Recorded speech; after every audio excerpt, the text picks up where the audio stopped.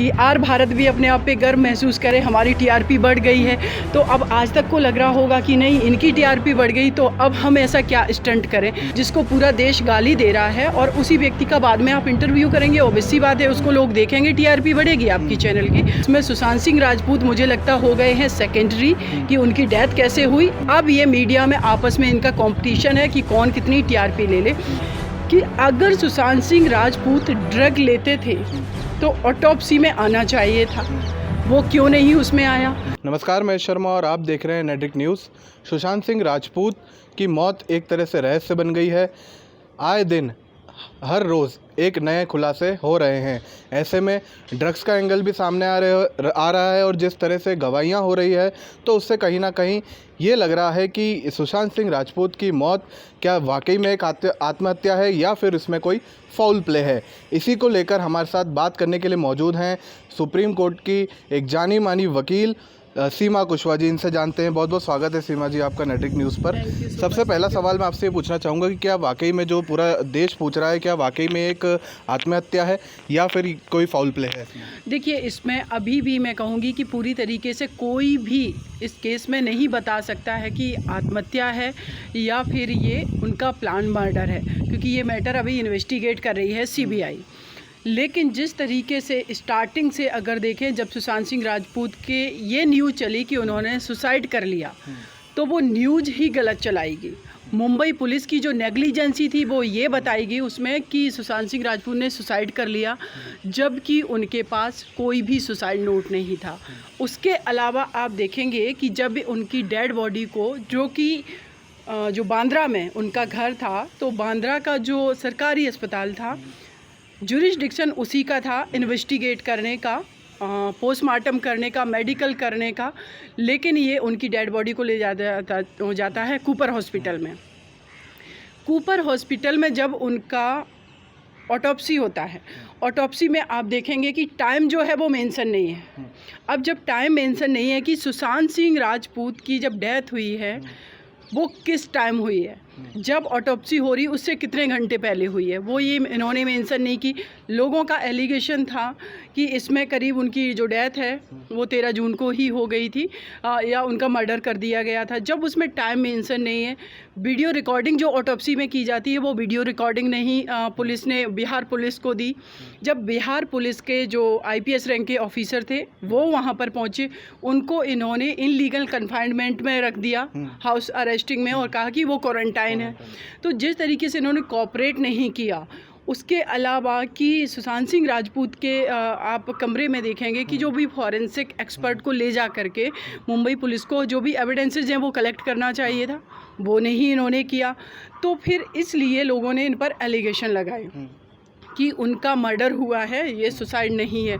Ligature mark जो है वो इंडिकेट कर रहा है, क्योंकि जब भी कोई हैंगिंग करता है तो यहाँ से इस तरीके से हैंगिंग होती है, बट उनका मिडिल में था, नेक में, तो वो एक इंडिकेट कर रहा था। तो ये सारी चीज़ें, और उसके साथ साथ आप देखेंगे कि इसमें बीच में मुद्दा चला कि ये जो भी नेक्सस है वहाँ पर नेपोटिज्म है, उसका मुद्दा उठा। इस केस में देखेंगे डिफरेंट टाइम डिफरेंट मुद्दे उठते रहे। लेकिन यश जी, मैं एक चीज़ क्लियर करूं, एज ए एडवोकेट मैं आपके चैनल के माध्यम से लोगों को भी मैं बोलना चाहती हूं कि जब भी कोई क्राइम हो, प्राइमरी जो लोग जस्टिस चाहते हैं उनकी ड्यूटी है कि एफआईआर दर्ज हो। लेकिन इस केस में अगर रिया चक्रवर्ती पर पहले से ही डाउट था सुशांत सिंह राजपूत के परिवार को, तो इनको इमीडिएटली उनके अगेंस्ट में एफआईआर दर्ज करानी चाहिए थी। वो एफआईआर करीब 1 महीने के बाद दर्ज हो रही है। अगर कोई एफआईआर 1 महीने के बाद दर्ज कर रहे हैं आप, जो डाउटफुल लोग हैं उनको पूरा मौका मिल जाएगा एविडेंस को टेम्पर करने का, जो भी आई विटनेस हैं या जो अदर और विटनेसेस हैं उनको इन्फ्लुएंस करने का, तो वैसा किया गया होगा। बहुत बाद में करीब 2.5 महीने बाद ये मैटर सीबीआई को दिया गया इन्वेस्टिगेट करने के लिए। अब सीबीआई को इन्वेस्टिगेट अगर वो करेंगे तो उनको मिलेगा क्या, क्योंकि फैक्ट टेम्पर किए गए, गवाह इन्फ्लुएंस किए गए, या गवाहों को इस तरीके से ट्रेंड किया गया कि एक जैसा सबको बोलना है। लेकिन फिर भी सीबीआई ने बहुत सारे जो व्हाट्सएप चैट हैं इन सब के माध्यम से निकाला कि सुशांत सिंह राजपूत जो है वो रिया चक्रवर्ती, ये लोग ड्रग का जो कनेक्शन आ रहा है नया। अब जब ड्रग का कनेक्शन आ रहा है तो आप देखिए कि अगर सुशांत सिंह राजपूत ड्रग लेते थे तो ऑटोप्सी में आना चाहिए था, वो क्यों नहीं उसमें आया, और अगर वो ड्रग नहीं लेते थे तो जो लोग भी बात कर रहे हैं वो क्या झूठ बोल रहे हैं, अगर वो झूठ बोल रहे हैं तो क्यों झूठ बोल, ये तो इन्वेस्टिगेशन का सब्जेक्ट है। और अगर वो ड्रग लेते थे और ऑटोप्सी में ये नहीं आया है, बिसरा रिपोर्ट में अगर नहीं आया, इसका मतलब है कि बिसरा रिपोर्ट भी टेम्पर की गई है। उस लेवल तक अगर कोई इस केस में कल्प्रिट है, वहाँ तक पहुँच रहा है, तो कैसे हम उम्मीद कर सकते हैं कि सुशांत सिंह राजपूत के साथ क्या हुआ वो एक्चुअल में पता चल पाएगा। लेकिन ड्रग्स की जैसे आप बात कर रहे हैं तो कहीं ना कहीं रिया चक्रवर्ती के चैट सामने आए हैं कि आपके पास MDMA है क्या, आपके पास गांजा है क्या, तो इस तरह के चैट उनके पास से मिले। तो और लेकिन जब इंटरव्यू दिया तो उन्होंने साफ मना कर दिया कि मैं नहीं लेती थी, लेकिन उन्होंने ये माना कि सुशांत सिंह जो है ड्रग्स लेते थे और उनकी दिमागी हालत पे भी सवाल उठाया कि वो कहीं ना कहीं डिप्रेशन में थे।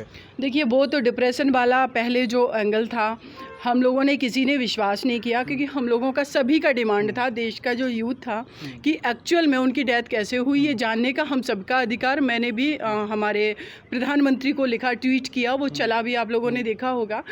लेकिन ड्रग वाले एंगल में कि अगर रिया चक्रवर्ती ड्रग किसी से मंगाती थी, सुशांत सिंह राजपूत लेते थे। अब इसमें इन्वेस्टिगेशन का ये सब्जेक्ट है कि जो ड्रग इंडिया में बैन है उस ड्रग को ये कहाँ से सप्लाई हो रही है, ये एक बहुत बड़ी चेन है। क्योंकि रिया चक्रवर्ती तो सप्लाई नहीं कर रही, वो किसी से ले रही, वो जिससे ले रही वो कहाँ से ला रहा है। तो ये तो एक बहुत बड़ा खुलासा हो सकता है इसमें कि कौन कौन लोग इन्वॉल्व हैं, कितने बड़े बड़े लोग इन्वॉल्व हैं। क्योंकि कंगना रनौत ने तो साफ तौर पर बोला ही है कि इंटरव्यू में रिपब्लिक को जो दिया था कि अगर आप मुझे प्रोटेक्शन दे दे तो मैं बता देती हूँ कि कौन कौन ड्रग्स लेता है क्या नहीं। देखिए, इसमें प्रोटेक्शन वाली बात नहीं है। अगर कंगना रनौत इतनी सारी चीज़ें बोलती हैं तो ये भी फिर आप खुलासा कर दो, फिर आप किससे डर रहे हो, राइट। क्योंकि जब जो मुद्दा पूरे देश के अंदर डिबेट का बना हुआ है तो इसमें जो लोग भी स्टेटमेंट दे रहे हैं, ऑब्वियस सी बात है कि उनको अगर कोई कुछ भी थ्रेट भी करेगा तब भी रिस्पॉन्सिबल उसको ठहराया जाएगा, जहाँ से भी ये थ्रेट मिलेगी या उसको सिक्योरिटी दी जाएगी। तो इस चीज़ पे भी उनको खुल के बोलना चाहिए, क्योंकि अदर मैटर्स पे भी बोलती हैं। लेकिन देखिए, यस जी, बात ये है कौन ड्रग सप्लाई करता था, कहाँ से हो रही है, ये बात की बात है। प्राइमरी लेवल पे हमें पता ये करना कि सुशांत सिंह राजपूत के साथ हुआ क्या है। एक स्टार की डेथ हुई है, या स्टार नहीं, अगर वो कॉमन पर्सन भी होते जिनकी डेथ इतनी डिस्प्यूटेड हो चुकी है, डाउटफुल हो चुकी है, तो उसका सही इन्वेस्टिगेशन हो कि आखिर क्या वजह थी, क्या ये अबेटमेंट ऑफ सुसाइड है या अबेटमेंट ऑफ सुसाइड नहीं है, प्लान मर्डर है, तो किसने किया है। लेकिन अब मैं आपको बताऊं, अभी तक मुझे नहीं लग रहा था कि ये डाउट था कि सुशांत सिंह राजपूत को जस्टिस नहीं मिलेगा, लेकिन अब मुझे लगने लगा, क्योंकि CBI 3 दिन से रिया चक्रवर्ती को इन्वेस्टिगेट कर रही है, ED ने किया है, लेकिन कुछ भी हाथ नहीं लगा उनके। तो अब बताइए, रिया चक्रवर्ती को इसमें प्राइम एक्यूज्ड बनाया गया, जो FIR बिहार में दर्ज हुई थी। वो FIR का कोई अभी मतलब नहीं है, क्योंकि CBI अपने लेवल पे इंक्वायरी कर रही है। अगर उसको कुछ फैक्ट मिलते, कुछ ऐसे एविडेंसेस मिलते, देन वो FIR लॉन्च करती, लेकिन अभी तक CBI ने FIR लॉन्च नहीं की है। और अब वो करेगी भी कैसे, क्योंकि सबूत है वो मिटाए जा चुके हैं, टेम्पर किए जा चुके हैं। तो मैं उम्मीद करती हूँ कि कोई तो क्लू मिले जिससे ये चीज़ भी, अगर इनके सुशांत सिंह राजपूत ने सुसाइड किया है, लेकिन वो चीज़ क्लियर होकर के सामने आए कि चलिए किसी ने नहीं उनको मारा, ये सुसाइड है। लेकिन ये तो अभी भी डाउटफुल लग रहा है, क्योंकि कूपर हॉस्पिटल का जो कर्मचारी है वो कह रहा है कि उनका पैर टूटा हुआ था, उनको बहुत सारी निडल चुभोई गई थी। तो ये सारी चीज़ें सामने आनी चाहिए। अब सुशांत सिंह राजपूत की बॉडी तो हम किसी के सामने नहीं है, तो अब जो भी है हम उसका अजम्पशन जो भी है कर सकते हैं कि ये हुआ होगा तो ऐसे हुआ होगा। तो अब देखिए CBI अपने कब क्लोजर रिपोर्ट लगाती है या चार्जशीट फाइल करेगी, FIR करेगी, इसी का हम लोग वेट करते हैं जी।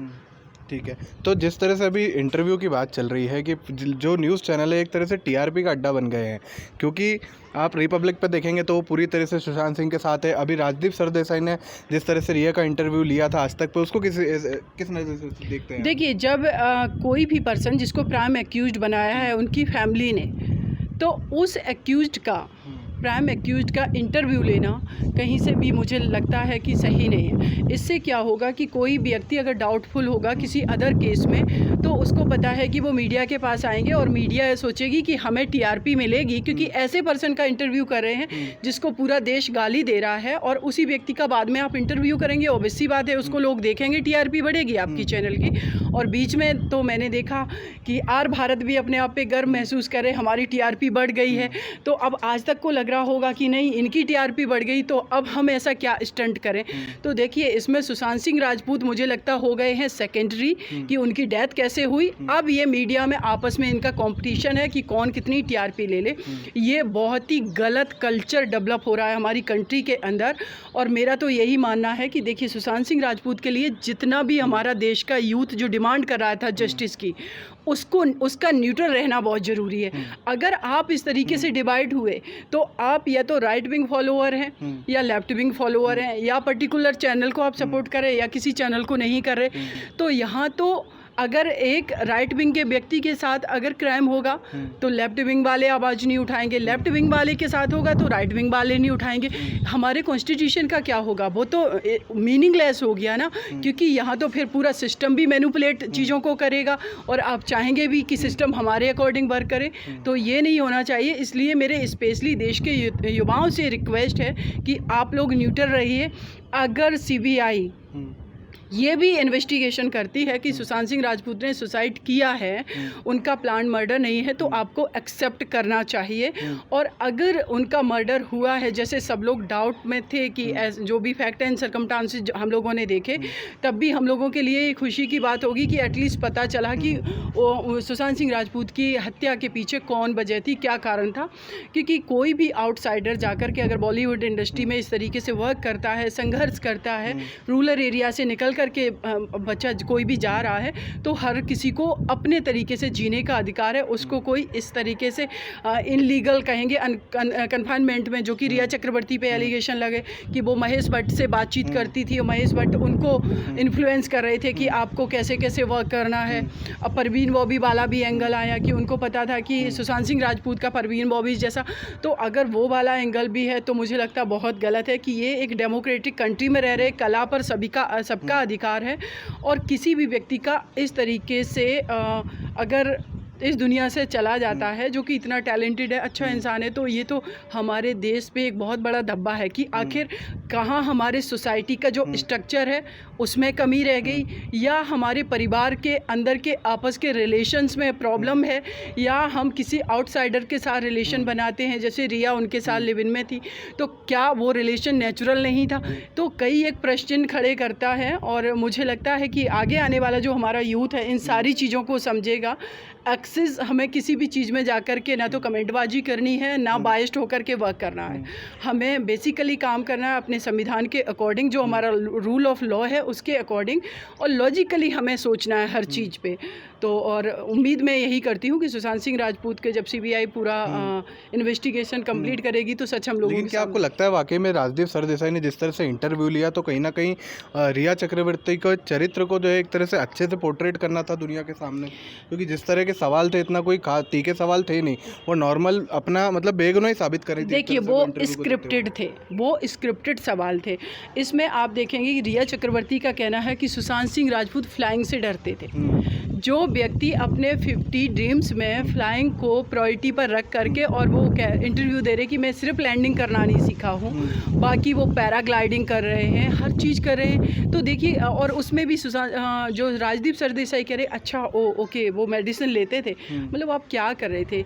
Scripted interview. अब देखिए आपके जो भी मीडिया में देख करके बहुत सारे हमारा जो यूथ है, जनरेशन है, सोचता है मैं बहुत अच्छी पत्रकारिता करूँगी जब वो मास कम्युनिकेशन जब मैं एडमिशन लेता है या इसमें मीडिया लाइन में जाना चाहता है, जो भी प्रिंट मीडिया, इलेक्ट्रॉनिक मीडिया, वो कितने सपने लेकर के आता है। आपको पता है कि राजदीप सरदेसाई जैसे लोग, या मैं कहूँगी कि बहुत ही एक्सिस टाइप के जो पत्रकारिता करते हैं, अर्णव गोस्वामी जैसे लोग हैं, आपको पता है उन यूथ का आप सपनों का दफन कर रहे हैं, क्योंकि ना तो वो सच दिखा सकते हैं, ना वो सच बोल सकते हैं, और ना वो अपने नेशन के लिए काम कर सकते हैं, क्योंकि उनको किसी ना किसी के प्रति बायस्ड होना पड़ेगा। तो आप सिर्फ अपना टाइम ख़राब नहीं कर रहे हो, आप आगे आने वाली जो हमारी जनरेशन है उसका टाइम बर्बाद कर रहे हो, उनका फ्यूचर ख़राब कर रहे हो। उनका फ्यूचर ख़राब कर रहे हो, इट मीन्स आप मेरी कंट्री का फ्यूचर ख़राब कर रहे हैं। तो इन सब लोगों को एक बार सोचने की ज़रूरत है कि कम से कम हम अपने टाइम में कुछ भी करें, लेकिन हम आगे आने वाला जो यूथ हमें देखेगा, हमारी जनरेशन, उसको हम क्या मैसेज दे करके जाएंगे कि ऐसी भी पत्रकारिता होती थी क्या, ऐसे भी टीवी चैनल, न्यूज़ चैनल करते थे। तो इस पर एक बार मुझे लगता है कि हमारा आज का काम जो है वो ऐसा होना चाहिए कि हमारी जो जनरेशन आने वाली है वो प्राउड फील करे, कुछ सीखे और उससे भी बेटर वो कुछ करने का सीखे। तो राजदीप सरदेसाई जी, मुझे लगता है कि आपको तो एक बार एक्सक्यूज़ जनता को देना चाहिए कि आपने जो भी किया वो गलत किया। यस। तो अच्छा, एक बात करें, मीतू सिंह से अभी फ़िलहाल जांच चल रही है, क्योंकि जिस तरह से रिया चक्रवर्ती ने इंटरव्यू में कहा था कि एक बात तो ये भी थी कि रिया चक्रवर्ती जब 8 जून को घर से गई तो 9 जून को उन्होंने सुशांत को ब्लॉक कर दिया था, और वहीं इंटरव्यू में बोल रही है कि मेरा सिर्फ यही गुनाह है कि मैं उनसे प्यार करती थी। अब अगर वो प्यार करती तो फिर उन्हें ब्लॉक क्यों किया? और जब उनको पता है कि जब उनकी दिमागी हालत ठीक नहीं है तो ऐसे में उनको छोड़ के नहीं जाना चाहिए था। मैं आपको देखिए, अभी तक मैं हमेशा रिया चक्रवर्ती के खिलाफ बोल रही थी, क्योंकि उनको प्राइम एक्यूज समझा गया, बहुत सारी चीज़ें मीडिया में नहीं आई थी। लेकिन मैं एक चीज़ ये भी कहूँगी कि देखिए, प्यार शब्द बहुत आसान नहीं है। अगर आप प्यार करती थी और उनकी मेंटल कंडीशन आपको पता थी, तो अगर सुशांत सिंह राजपूत नहीं भी बुलाते तब भी आपको उनके पास आना चाहिए था। आप क्यों नहीं आए? दूसरा मैं कहूँगी कि सुशांत सिंह राजपूत के परिवार पर जो एलिगेशन लगे, या जैसे इन लोगों का भी जो बिहेवियर रिया चक्रवर्ती के प्रति दिखाई पड़ा, तो वो भी एक कहीं ना कहीं प्रश्न खड़े करता कि अगर सुशांत सिंह राजपूत रिया चक्रवर्ती को पसंद कर रहे थे तो आप उनकी पसंद का रिस्पेक्ट करते। एक तरीके से रिया चक्रवर्ती और सुशांत सिंह राजपूत के परिवार के बीच डिस्प्यूट चलते रहे, और जिसमें वो सुशांत सिंह राजपूत हमेशा पिसते रहे। उनको समझ में नहीं आया कि बहनों के साथ रिश्ते को हम मेंटेन करें या अपनी गर्लफ्रेंड के साथ करें। तो जब 18 ईयर्स के बाद किसी भी पर्सन को इंडिपेंडेंट तरीके से सोचने का, उसको अपना एक्ट करने का राइट अगर हमारा संविधान देता है, तो हम रिश्तों के नाम पर अपने यूथ को क्यों इतना परेशान कर देते हैं कि वो इस हद तक डिप्रेशन में चला जाए। सुशांत सिंह राजपूत का ये तो क्लियर है, क्योंकि ये बात अंकिता लोखंडे भी बोल चुकी हैं कि वो अपने मदर को बहुत प्यार करते थे। ये सारी चीज़ें, तो अब जो इंसान किसी पर्टिकुलर पर्सन से अपनी लाइफ में अटैच है, माँ से, अगर वो इस दुनिया में नहीं है, तो परिवार की प्राइमरी ड्यूटी है कि वो जितना उनको माँ प्यार देती थी उससे ज़्यादा उनको वो प्यार करे, उनको समझे सारी चीज़ें।